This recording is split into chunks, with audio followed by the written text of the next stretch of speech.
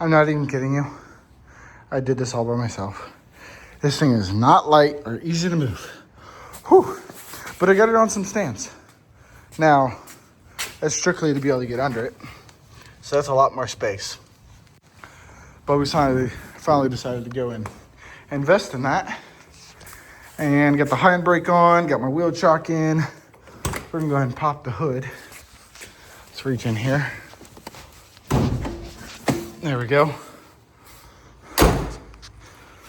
Whew. It took me a minute. There we go. Well, now this won't stay up. Yeah. So let's fix this. We'll have to fix these struts. Shouldn't be hard, but might be a little bit. Anyway, get off the ground so now I can work on it-ish. Yeah, so this is the Porsche 944 once again.